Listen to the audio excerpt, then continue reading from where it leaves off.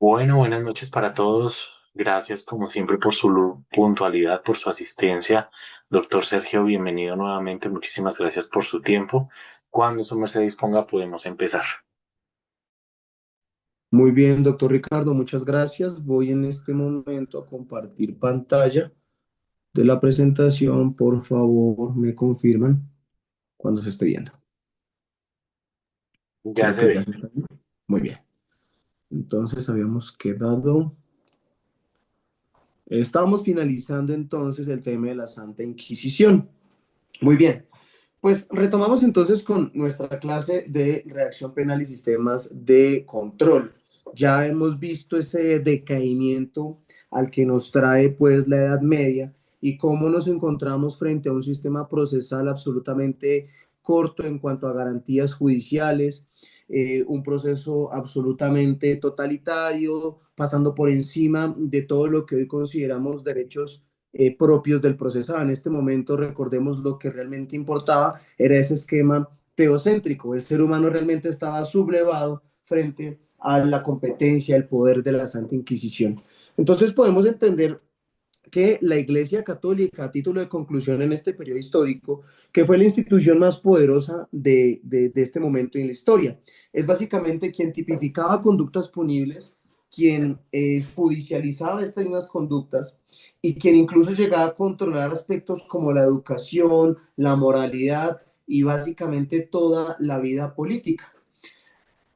Incluso tenían ese control en la educación de manera que en los monasterios se conservaban esos conocimientos que para la iglesia y de acuerdo con la moralidad cristiana llegaban a poder ser ventilados.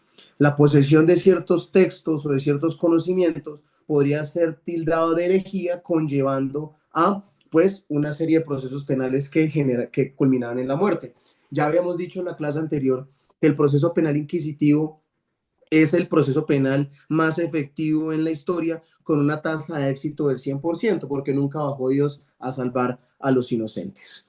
Eh, si vemos algunos aspectos sí, interesantes de la Edad Media, pues es la construcción de catedrales y la generación de lo que es bastante arte medieval, al estilo romántico y gótico, que reflejaban precisamente ese esquema teocéntrico. Si vemos todas las pinturas del medioevo están orientadas hacia Dios, hacia la religión, hacia la moralidad cristiana, lo cual refleja ese esquema que en este momento pues se estaba desarrollando. Eh, ¿Qué sería entonces la Santa Inquisición? Pues es básicamente una jurisdicción religiosa enfocada en perseguir un aspecto en concreto, que sería ese desvalor. Lo que nosotros hoy consideraríamos algo indigno para ellos era, o más bien para este momento histórico, era la herejía. Y la herejía se había traducido en diferentes actos que de manera directa o indirecta podían llegar a atacar estas bases que se habían venido generando desde la escolástica, perdón, desde la patrística y más adelante con la escolástica. La herejía inicia con una bula papal del Papa Lucio III, por el cual se le exige a los obispos que intervengan activamente para expiar la herejía de Europa, dándoles la potestad de juzgar y condenar a los herejes de su diócesis. Entonces aquí ya empezamos a ver aspectos jurisdiccionales. Eh, ¿Qué podíamos entender entonces como herejía? Pues ese conjunto de ideas religiosas contrarias a los dogmas católicos. Llama la atención, doctoras y doctores, que en Sudamérica tenemos tres palacios de la Santa Inquisición, que incluso hoy por hoy podemos visitar, porque todos están en pie y todos son museos, a excepción del que encontramos en la Ciudad de México, que es donde funciona la Facultad de Medicina de la UNAM. Estos que estamos viendo en pantalla son los palacios de la Santa Inquisición. Este en donde se ubica mi cursor, no creo que no se está viendo el cursor, ¿o sí? Sí, ese es el de Cartagena. Es el de Cartagena, está en la ciudad amurallada y pues si lo visitamos vamos a encontrar un montón de representaciones de medios de tortura que de pronto sugerimos la clase anterior. Esta la encontramos en la Plaza de Armas de Lima y también es un museo, el que vemos en la pantalla superior a mano derecha. Y en la parte inferior encontramos la que es el Palacio de la Inquisición en el DF, en México. que pues de los tres es como el más imponente, el más grande. Todos pues están abiertos al público y como penalistas valdría la pena visitarlos. Ahora, cabe preguntarnos si realmente existieron penas de muerte en estos tribunales o si era más bien un medio para seguir ejerciendo control político. Pues lo cierto es que si estudiamos de cerca, no existen muchos datos de ejecuciones, al menos en la, en el Tribunal de la Santa Inquisición de Cartagena. Y si hacemos la visita, pues nos van a decir básicamente lo mismo, que era un edificio más orientado como a mantener el control jurisdiccional de la corona española. Ahora, ¿qué comprendían las sedes del Tribunal del Santo Oficio? El Tribunal del Santo Oficio era como ese ente superior, como decir, la rama judicial, y los tribunales de la Santa Inquisición eran pues los tribunales superiores de circuito, para que lo entendamos. Entonces, las sedes del Tribunal del Santo Oficio comprendían estos seis elementos. Estos seis elementos se encuentran en estos tres tribunales que señalamos en América Latina. Encontramos en primer lugar una sala de audiencias o el tribunal, que es donde se llevan a cabo los juicios y las visitas a los procesados. En Lima actualmente se conserva una sala con el arte de la época y en la puerta encontramos un emblema que dice Puerta del Secreto. La cámara o la sala del secreto, ya propiamente dicho, es un archivo reservado y donde se recibían las denuncias anónimas y donde se guardaba toda la documentación procesal. Si quisiéramos asemejarlo al sistema actual, esa cámara o sala del secreto, o sencillamente el secreto, es una unidad de reacción inmediata, una URI, o una sala de recepción de denuncias. Es donde llegaban las personas a formular su denuncia. Lo usual es que fueran denuncias anónimas, anónimas. En tercer lugar, encontramos el espacio probatorio especializado, que serían las cámaras de tormento, que es lo que conoceríamos como las salas de tortura, así como las salas de sentencias o de cepo. Es decir, es el espacio punitivo donde se torturaban a las personas y donde se imprimía la condena. En Lima encontramos en el Museo Enumera la denominación Cámaras de los Tormentos y allí encontramos pues diferentes representaciones de cómo se aplicaban estas sentencias, aunque, insisto, después de una investigación ardua no es que hayan existido muchas condenas de esta naturaleza en América Latina. Realmente las condenas fuertes, las ejecuciones se dieron fue en Europa. Estos tribunales del Santo Oficio también tenían cárceles y llama la atención que estaban divididas por género. Entonces, habían cárceles masculinas y cárceles femeninas. Sin embargo, también llama la atención que no estaban divididas por rangos de edad. Entonces, en las cárceles masculinas podíamos encontrar niños o adultos y en las cárceles femeninas de la misma manera. Eh, Estas se encuentran generalmente distribuidas alrededor del patio principal que rodeaba las cámaras de tormento. Como estamos hablando de un tribunal del Santo Oficio, en todos los tribunales existía una capilla usada para actos religiosos y pues esto viene ya como desde la tipología del virreinato. En todas las sedes inquisitoriales en las Indias, lo que sería de la española y básicamente de México para abajo, encontramos que siempre las capillas fueron como la representación del Tribunal del Santo Oficio. Ahora, si ustedes se ubican en las iglesias más antiguas de la mayoría de las ciudades, esas iglesias antiguas están orientadas generalmente, y ya lo veremos desde donde cada uno es oriundo, generalmente hacia el oriente o hacia el occidente. ¿Por qué motivo? Si ustedes se acuerdan, hace algunas clases hablamos de que en su momento Ramsés II unifica los pueblos de Egipto postulando un sistema teocéntrico, donde solamente hay un único Dios, un sistema monoteísta, superando el sistema politeísta que existía previamente. Es en este momento cuando los pueblos esclavos de los judíos, el pueblo esclavo más bien, sale a lo que es el exilio, sale de Egipto, y pues bajo esa creencia monoteísta es que surge la idea de un Dios, ¿cierto? Del Dios de la Torá, que más adelante se transmuta a Dios bíblico. Esto para decir cómo de Ra pasamos a un sistema monoteísta que finalmente hoy es Dios. En pocas palabras, el Dios cristiano de hoy en día es el mismo Ra de Egipto.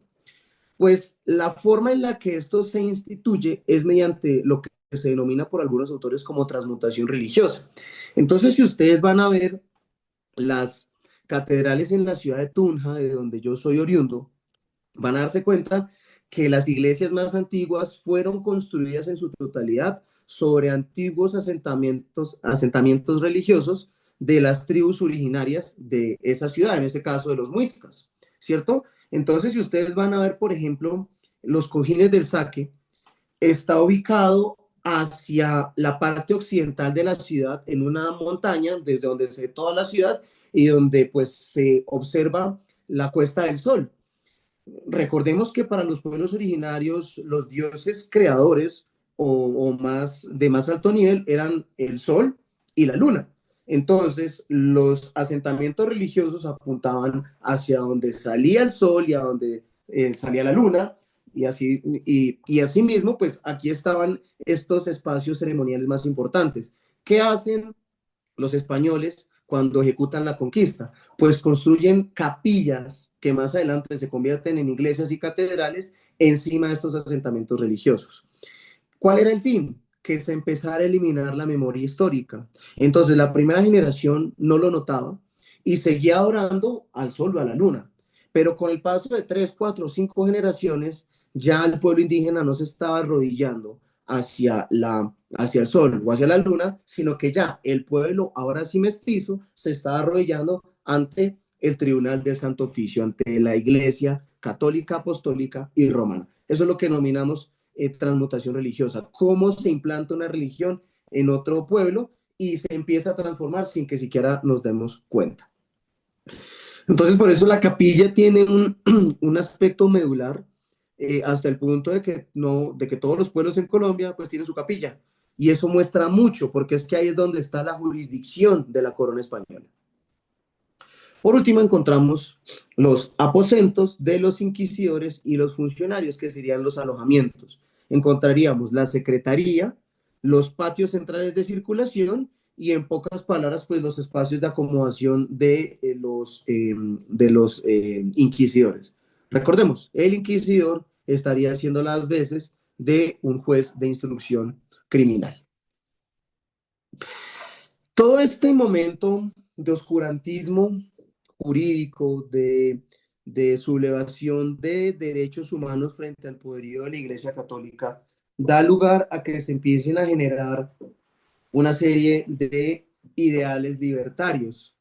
Empiezan a aparecer lo que se conocen como unas logias, donde empiezan a practicarse comunicaciones y artes prohibidos. ¿Prohibidos por quién? Por la iglesia, donde empieza a hablarse de libertad, de igualdad, de fraternidad, de derecho a la propiedad privada, de derecho a la asociación, de unos primeros albores de lo que serían derechos de los primeros, digamos, los albores de las primeras asociaciones de trabajadores, donde empiezan a nacer esos derechos humanos y donde en pocas palabras empieza el renacimiento.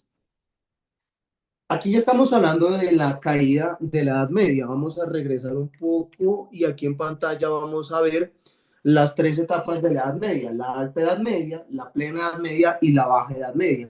Aquí ya nos encontramos en la Baja Edad Media, siglo XV después de Cristo.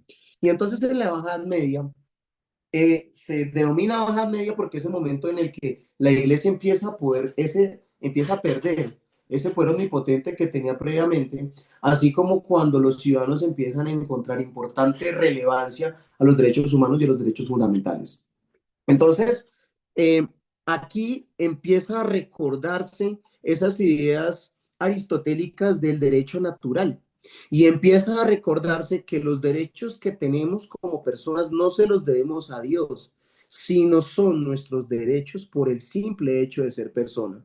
Entonces yo tengo derecho a la sexualidad por el simple hecho de respirar, tengo derecho a la reproducción por haber nacido, tengo derecho a un trabajo y a una subsistencia porque lo necesito para vivir. Y esos derechos no me corresponden por ser cristiano, sino me corresponden por ser humano.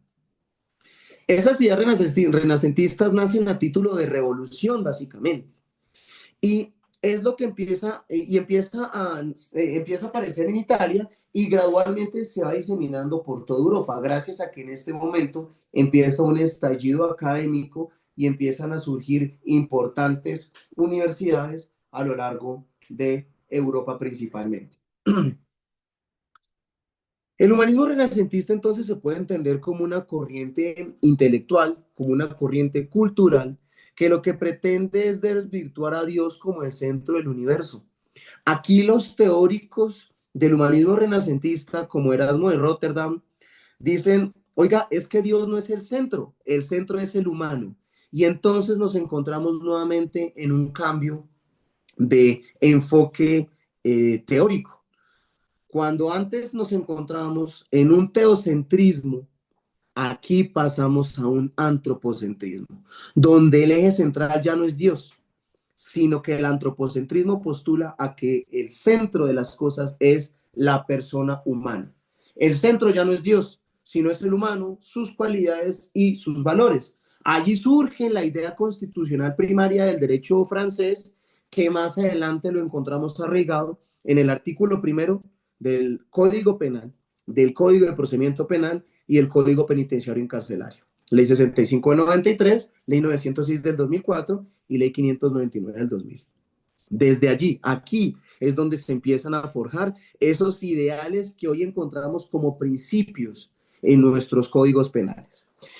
El problema es que durante el humanismo renacentista, mientras que el clero empieza a perder poder, surgen las monarquías y quien empieza a drogarse todas estas virtudes o el peso real de los derechos naturales, ¿quién es? Pues la corona. Y entonces aparece la corona como un garante del derecho divino. Ya lo vamos a ver más adelante. Pero para lo que nos interesa y a título de filosofía, encontramos en el humanismo renacentista esa sustitución de Dios por el hombre. Y entonces se retoman esas ideas grecorromanas de la Edad Antigua cuando lo más importante era la persona. Por eso encontramos una diferencia diametral entre los dioses de Grecia y los dioses de la Roma antigua versus el dios cristiano católico del siglo VI después de Cristo.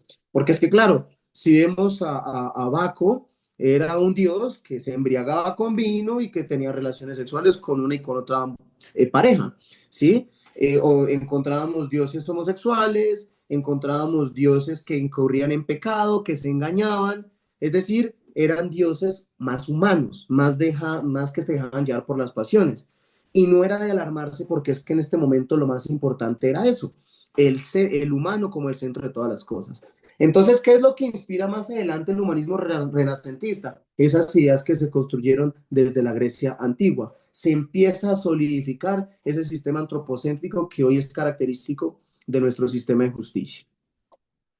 En este momento, como nos quitamos ese velo de la Edad Media y ahora sí podemos empezar a pensar, empiezan a desarrollarse ciencias como la filosofía, la retórica, ya se empieza a pensar en el hablar de manera elegante, en el vestir de manera elegante, empieza a forjarse la literatura, la historia, entre otras situaciones, porque si recordamos la Edad Media lo encontramos como un momento histórico sucio, lleno de enfermedades. Tal vez el emblema de la Edad Media es la peste negra o bubónica, mientras que cuando pensamos en el Renacimiento nos ubicamos en ese momento después de haber superado ese momento histórico tan oscuro de la humanidad y donde se espera como renacimiento que eso nunca más vuelva a ocurrir. La Edad Media se entiende como la muerte de la humanidad y el renacimiento, como su nombre lo indica, como ese momento en que vuelve a nacer la humanidad sobre esos errores que se espera que no se vuelvan a cometer. Es por eso que en este momento se entiende que se rompe la edad antigua, la edad media, y le damos lugar a la edad moderna. La búsqueda de una espiritualidad humana, interior, libre y directa, aparejada con los derechos naturales, da lugar a que empiecen a reconocerse ciertos valores. Se le empieza a dar cierta identidad a la persona y donde ya se empieza a degradar poco a poco, aunque pues esto toma siglos, pero empieza segregarse la idea de penas corporales y sobre todo de la pena de muerte. Obviamente esto toma un tiempo, porque si nos vamos al caso de Colombia, en 1907 es cuando se ejecuta la última pena de muerte, cuando se ejecuta a Saturio Valencia, un señor monteriano, por una cuestión más política que otra cosa, pero esa discusión la vamos a tener tal vez en la próxima clase. Pero veamos, la abolición de la pena de muerte inicia el viaje, precisamente aquí es cuando se empieza a forjar. Tenemos entonces estos aportes del humanismo para el derecho penal propiamente dicho. Se reconocen valores humanos, que serían los ideales de esos derechos fundamentales, que con una perspectiva o lectura del derecho natural empiezan a garantizar los derechos de los privados de la libertad. Como se empieza a especular o a teorizar frente al derecho natural, pues obligatoriamente se le empiezan a reconocer derechos naturales al procesado. Es que sí, independientemente de que sea procesado, se le debe respetar la dignidad. Ahora, no quiere decir que aquí nos vamos a separar totalmente de la iglesia. Lo que pasa es que la iglesia ya no es el centro. Y aquí ya se empieza a entender que una cosa es el pecado y otra cosa es el delito. Entonces aquí separamos el delito del pecado. Esto lleva a que pues exista cada vez más una separación entre el Estado y la Iglesia. Aquí empieza la idea de la fortificación de la propiedad privada, que un par de siglos más adelante es lo que se utiliza como inspiración para la Revolución Francesa, Inglesa y Americana. Es básicamente ese humanismo lo que teoriza las ideas revolucionarias que estallan un par de siglos adelante. Y como autores más importantes podemos resaltar a Nicolás Copérnico, a Tomás Moro o a Erasmo de Rotterdam. Aquí vemos en pantalla cómo se da esa evolución de ese sistema teocéntrico de la Edad Media, ese sistema jurídico teocéntrico, al sistema del derecho natural del humanismo renacentista. Entonces, vemos que con el humanismo renacentista, el fundamento del delito ya no es el pecado contra Dios, sino que lo que fundamenta el delito es una transgresión racional frente a la sociedad. O sea, aquí ya no hablamos de que con el delito cometí pecado. Aquí decimos es que el ciudadano con su acto transgredió a la sociedad. Y como transgredió a la sociedad, que es el valor central ahora, pues tenemos derecho a castigarlo. El ciudadano con el delito afecta a la sociedad y eso es lo que justifica que sea atacado. Mientras que en la Edad Media el delincuente se veía como un pecador o como un hereje, con el humanismo renacentista se observa un ser humano racional, imperfecto pero perfectible. En consecuencia, la pena lo que buscaba era corregir ese humano imperfecto. Ahora, obviamente aquí se ve muy poético, pero en la práctica, pues estas cárceles todavía eran muy cortas en cuanto a garantías para los privados de la libertad. ¿Cuál era la finalidad del castigo en la Edad Media? Expiar el pecado, la venganza divina, proteger la moralidad cristiana. Mientras que en el humanismo renacentista ya encontramos los albores de los fines de la pena que encontramos actualmente en nuestro Código Penal. Entonces ya hablamos de reeducación, de prevención y de protección del orden social. Ya aquí hablamos de prevención general y especial. Entonces aquí ya la pena lo que busca es prevenir que la sociedad cometa delitos y que el mismo delincuente vuelva a cometerlos. Mientras que en la Edad Media hablábamos o encontramos unas penas crueles y ejemplarizantes que causaran terrible terror, ya en el humanismo renacentista, como lo más importante es la persona, se busca una proporcionalidad racional, donde sea equivalente el daño causado con la pena impuesta. Finalmente, mientras que la inspiración de todo el sistema jurídico de la Edad Media fue la teología, lo que inspiró el humanismo renacentista fue el derecho grecorromano y la filosofía humanista como tal. Entonces, claro, empezamos a entender por qué se llama renacimiento. Nacen, se retoman esas ideas del derecho natural clásico y empiezan a solidificarse como una filosofía.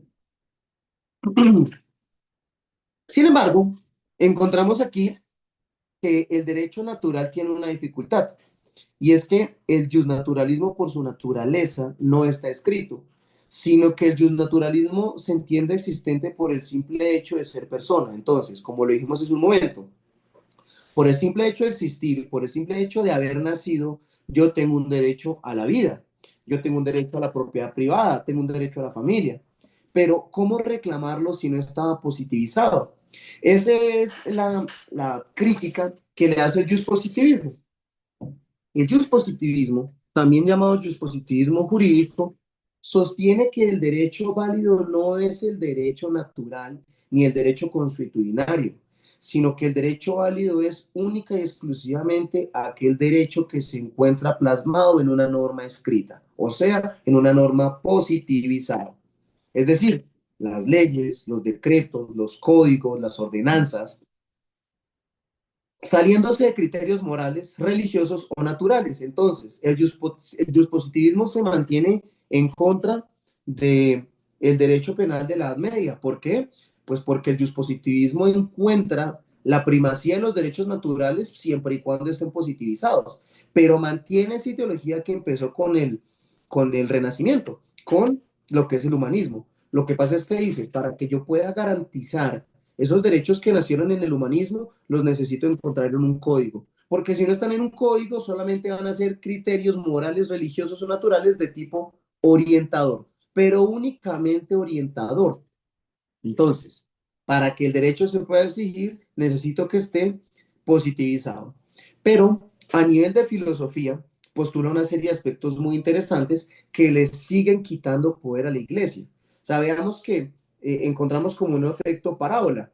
Entonces, venimos desde el siglo tercero antes de Cristo hasta el tercero después de Cristo, vemos cómo la Iglesia Católica no tiene poder. ¿Sí? Al principio es perseguida cuando estaba, digamos, cuando era un apéndice de la religión judía, pero conforme empieza a tener popularidad en los pueblos pobres, empieza a adquirir más y más fuerza, ¿cierto? La Edad Media es donde tiene más poder, pero empieza el humanismo y cae. Llega al justnaturalismo, sigue cayendo, llega al positivismo, sigue cayendo, y así hasta la fecha. Aunque igual no podemos dejar de lado que la Iglesia Católica es el tercer poder más fuerte que existe en la Tierra, después de Estados Unidos y Rusia, dicen los buscadores de Internet. Mm, pero en cuanto a la filosofía se refiere, ¿qué nos dice el positivismo? Pues pro, propugna una separación entre derecho y moral. Una cosa es derecho, que es lo que está escrito, y otra cosa es moral, que es lo teleológico, es el deber ser. Entonces, lo que son los criterios morales, el justnaturalismo es el deber ser, pero la ley escrita es el ser. Se decía o criticaba el derecho natural porque lo tildaba de poético, de inaplicable, mientras que se defendía indicando es que el positivismo es el imperante porque al estar escrito es el que le puedo reclamar a los jueces y magistrados. Y ello sustentaba a partir de una certeza jurídica, porque decía, es que el positivismo postulaba, es que solamente habrá certeza jurídica en aquello que esté escrito.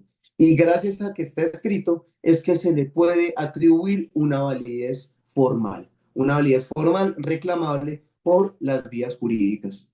Pero en cuanto al derecho penal se refiere, postula al menos 5 escenarios eh, donde podemos percibir su aporte hacia el derecho penal, hablando del dispositivismo. En principio, el primer más importante, vigente hasta la fecha, el principio de legalidad. Nulo crimen, nula pena sin el eje. No hay delito, no hay pena sin ley previa que así lo establezca. Y es que si revisamos el principio de legalidad que está en el artículo sexto de la ley 906 de 2004, no lo puede plasmar de una manera distinta. ¿Cuál sería la única excepción al principio de legalidad hoy en día? El principio de oportunidad. Hoy, ¿cómo podemos entender el principio de legalidad? Como que cualquiera de las 9 personas que estamos conectados en esta sesión, si somos 9, bueno, las personas que estamos aquí conectadas, siempre y cuando cometamos el delito, más o menos en las mismas condiciones, tendríamos que tener por resultado más o menos la misma pena. Y eso es lo que se espera del principio de legalidad. ¿Qué implica o qué genera el principio de legalidad? Seguridad jurídica para los asociados. Es que yo siento inseguridad jurídica cuando uno de ustedes comete la misma conducta que yo cometo, pero ustedes los absuelven mientras que a mí me condenan. O los dos cometemos la misma conducta, pero a mí me imponen 10 años de prisión y a alguno de ustedes 6 meses. Eso le resta seguridad jurídica al sistema. Entonces, lo que pretende el principio de legalidad es brindar seguridad jurídica en los asociados. ¿Cuál sería la única excepción, como lo decimos? El principio de oportunidad, donde el Estado puede renunciar, suspender o interrumpir el ejercicio de la acción penal, de la acción penal a partir de alguna de estas 18 y 19 causales que están señaladas en la ley, como por ejemplo, ser testigo de cargo en contra de un coimputado. Entonces, cuando yo sirvo de testigo en contra de un coimputado, cuando doy información para desarticular bandas criminales, cuando doy información para evitar que el delito siga ocurriendo, cuando indemnizo integralmente a las víctimas con garantías de no repetición, etcétera, etcétera, etcétera, esa es la única posibilidad para que aun cuando ocurre delito, el Estado desista de ese interés en la persecución penal. ¿Pero por qué? Por fines de política criminal y por fines de humanizar la justicia penal. Ese es el criterio. ¿Por qué? Porque estamos en un derecho penal humanizado, en pocas palabras. Pues bien, esto viene directamente de acá. El principio de legalidad y su excepción, incluso el principio de oportunidad, nacen aquí precisamente. Este es el momento histórico donde aparece este criterio. Y gracias a esto sí podemos decir que solo se pueden castigar conductas previstas previamente por la ley. Esto evita arbitrariedades judiciales, esto evita abuso de poder, esto garantiza lo que decíamos hace un momento, seguridad jurídica. Este principio surge en la Ilustración. Encontramos autores como Feuerbach, encontramos a Beccaria con escritos como de los delitos y de las penas. Eh, bueno, se consolida el positivismo jurídico y en este momento es cuando empezamos a decir solamente aquello que esté específicamente tipificado en la ley es aquello por lo cual se me puede condenar. Y únicamente cuando la pena aparezca consignada en la ley como tal, pues se me podrá condenar en esos términos. Encontramos también tipicidad y certeza del delito. Gracias a el positivismo surge con fuerza el principio de la tipicidad o el elemento de la tipicidad. Hoy en día sabemos que para que una conducta sea delito debe ser típica, antijurídica y culpable. ¿Y qué implica tipicidad? Pues la tipicidad no es una cosa más que la materialidad más pura del positivismo. Porque es que, claro, el positivismo nos dice, solamente es ley aquello que aparezca consignado en la ley penal como delito. ¿Y qué nos dice la tipicidad? Pues para que una conducta sea punible debe aparecer consignada en la parte especial del código, es decir, del artículo 101 al artículo 480 y algo, o 483 del Código Penal. Entonces veamos que este positivismo sí que quedó arraigado en los sistemas posteriores. En virtud de ello, el juez no puede crear delitos ni penas por analogía ni por interpretación. Por eso se espera que los tipos penales sean figuras cerradas. Esto lo vemos cuando estudiamos el derecho penal especial. Los tipos penales se caracterizan por ser figuras cerradas de manera que eviten toda clase de interpretación. Y es que es la estructura lógica del derecho penal especial. Cuando revisamos cualquier tipo penal, se sobreentiende qué es lo que se está judicializando. Es decir, yo no necesito tener un grado en derecho o ser especialista en derecho penal para entender qué es un homicidio. No necesito esta formación académica para entender qué es una estafa. De hecho, uno de los ideales del derecho penal es que sea tan claro que cualquier persona sin formación jurídica pueda entender que es un delito.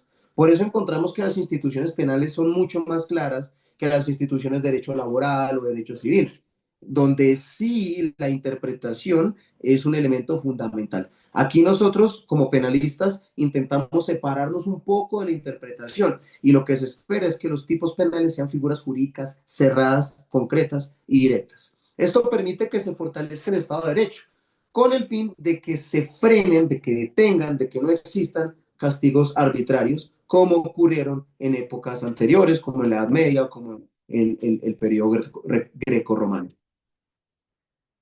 El positivismo también permite separar el derecho de la moral, donde una cosa es la inspiración teleológica, lo que dijimos hace un momento, del deber ser, y otra cosa, el derecho, lo que está en la ley.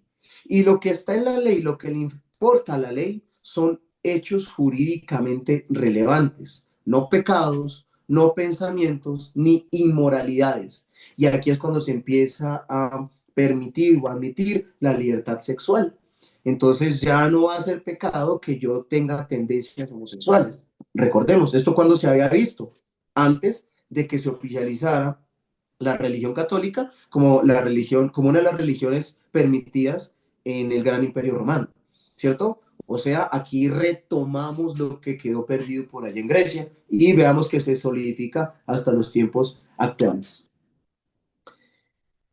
También encontramos que se consolida la idea del delito como infracción a la ley, no como pecado ni como falta moral, en consecuencia de lo anterior.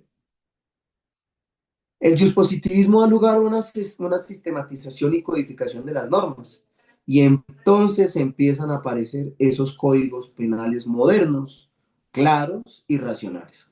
Por ejemplo, vámonos a finales del siglo XVII. Encontramos el Código Penal francés de 1810. Ya encontramos codificaciones especializadas en el derecho penal donde dicen qué es lo que se puede, no, más bien, qué es lo que no se puede hacer. Y entonces se introduce una metodología científica en el derecho. Y por primera vez se dice que el derecho es una ciencia. Es hasta el dispositivismo que se dice que el derecho es una ciencia, donde el objeto de estudio es la norma, en pocas palabras. Esta metodología busca coherencia, busca precisión normativa y es cuando empieza a desarrollarse con fuerza el derecho. Y aquí aparece la dogmática penal, algo que veremos en la próxima clase. Aparece la supremacía del Estado y la seguridad jurídica, donde solamente el Estado, aunque recordemos que aquí el Estado estaba presidido por el monarca en algunos escenarios, pero donde solamente el Estado es quien puede definir y aplicar penas. Dice qué es pena, qué es delito y cuál es la sanción frente a esa conducta desviada. Eh, Aquí se pretende juzgar, evitar la justicia privada, de manera que el derecho penal aquí se solidifica como un apéndice del derecho público. Claro, el derecho penal es una parte del derecho público en la medida que quien puede castigar es el Estado.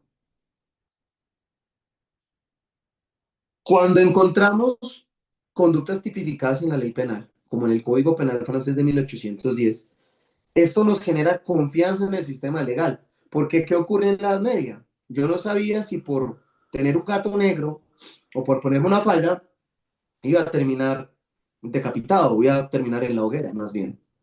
Acá yo ya sabía específicamente qué se podía entender como delito y por ello yo intentaba evitar incurrir en esas conductas. ¿Por qué? Ah, bueno, porque ya aparece la prevención general y la prevención especial también. El positivismo es la puerta de entrada al monarquismo. El monarquismo aparece en el siglo XIV y se extiende hasta el siglo XVIII, es decir, específicamente con la caída de la Edad Media, cuando empieza el Renacimiento, y se extiende hasta el auge del liberalismo a principios del siglo XIX. ¿Qué implica el monarquismo? Sostiene que el Estado y el rey son lo mismo. Tiene algunas ventajas, como la unidad del sistema político, la continuidad y la estabilidad del Estado.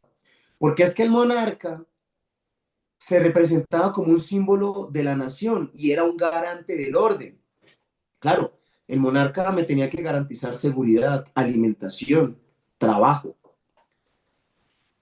Durante el monarquismo se entendía que el poder del monarca era ilimitado, aunque podría llegar a limitarse por leyes o constituciones. Esto para que se pudiera entender investido de respeto, legitimidad y autoridad moral. Y esto da lugar a que existan dos clases de monarquismo.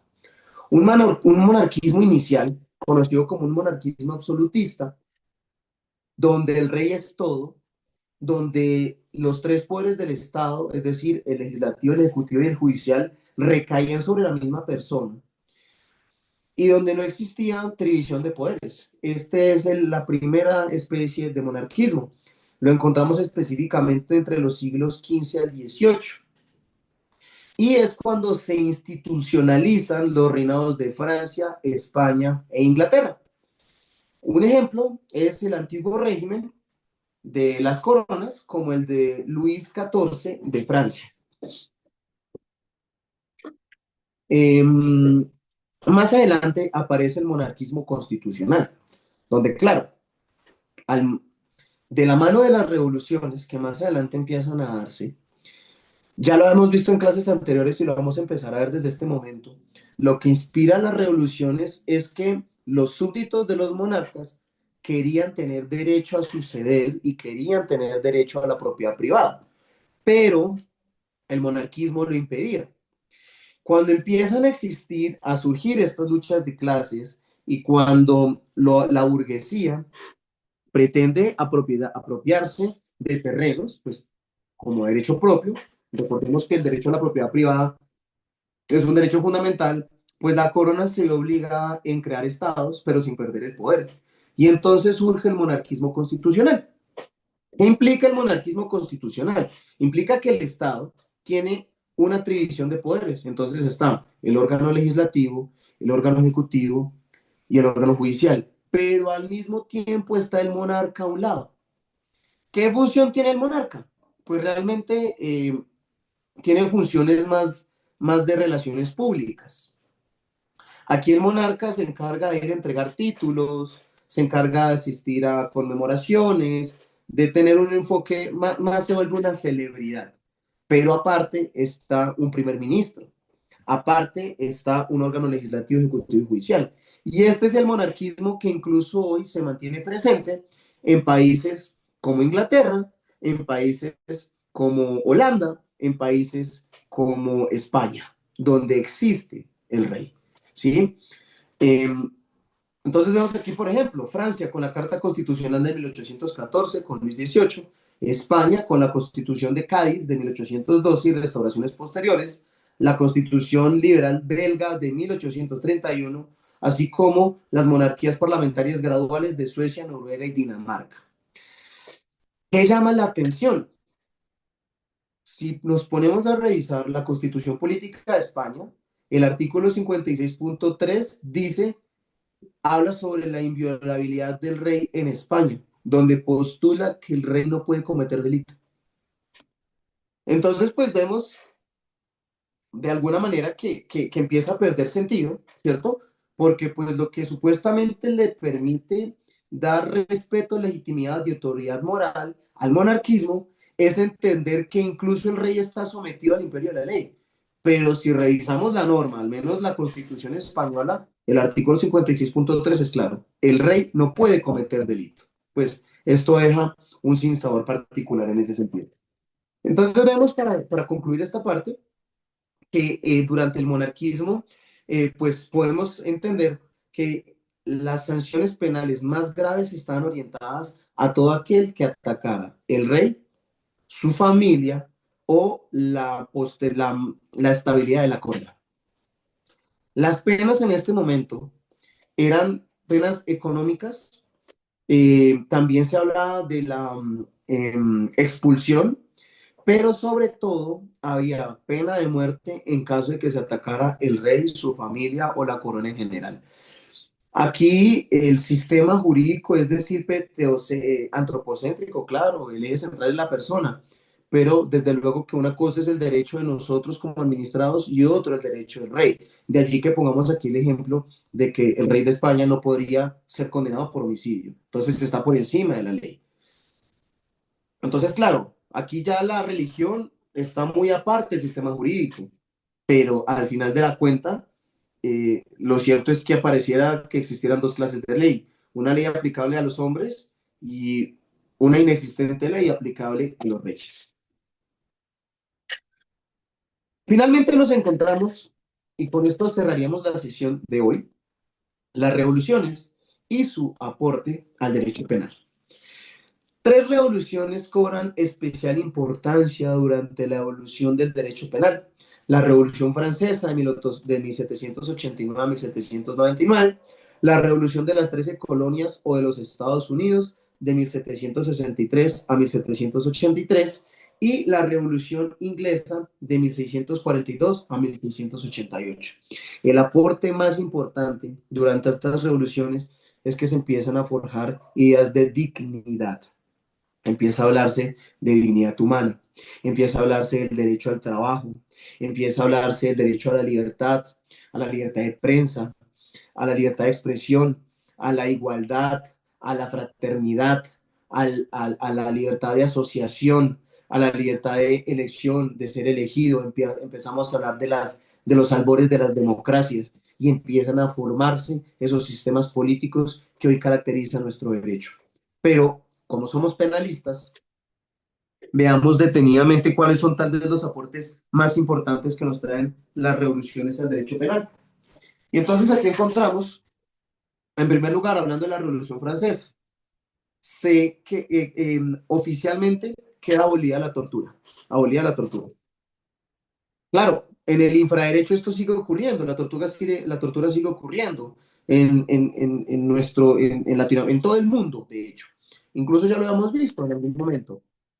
En, Medio Oriente, o más bien, no, en Asia, hablemos específicamente, en el sistema procesal penal chino, está tipificado la tortura como delito, pero se admite la confesión mediante tortura.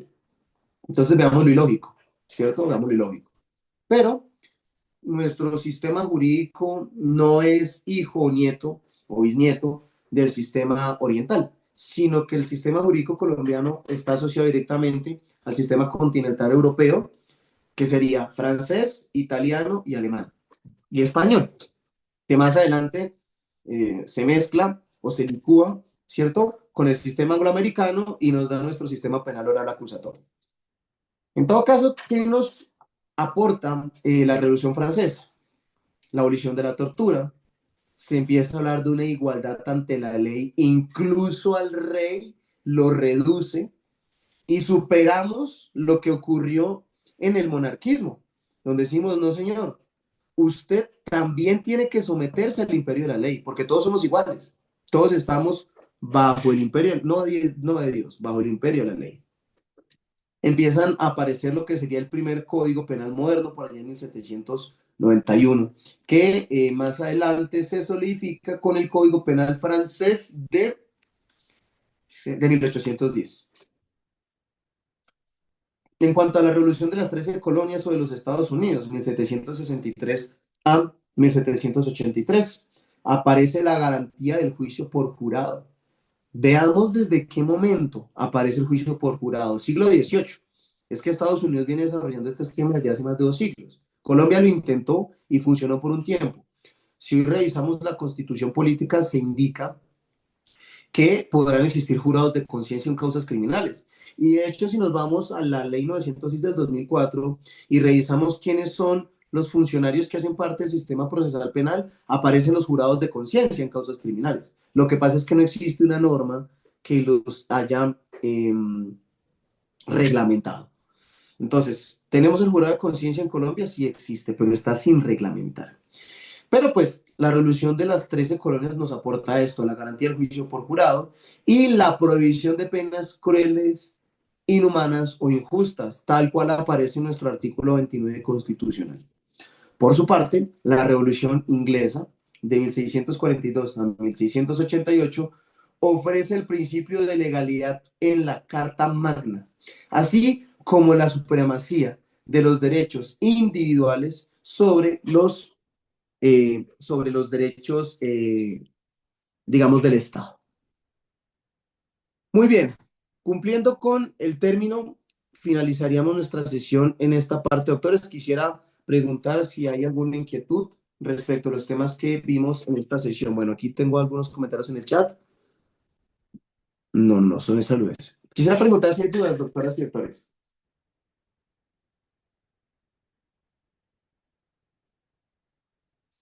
Bueno, muchas gracias, doctor Pedraza. En la próxima sesión ya entraremos a ver las escuelas propias del derecho penal. Empezaremos con la escuela clásica del derecho penal.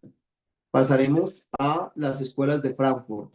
Entraremos a la teoría de las ventanas rotas para pasar con el abolicionismo.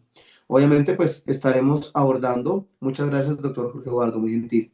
Obviamente estaremos abordando todo lo que es este derecho penal de autor y no de acto. Tendremos que pasar por ese derecho penal fascista que aparece en la Primera y la Segunda Guerra Mundial y que más adelante termina con ese derecho penal de acto que encontramos hoy en día o que encontramos vigente, pero donde ya se empieza a sentir en el aire ese abolicionismo o ese interés en que el derecho penal se extinga o se reinicie y vuelva a empezar, porque la conclusión es que el derecho penal no existe. Esa es la gran moraleja que nos deja la reacción penal. El derecho penal no es que no existe, es que no funciona.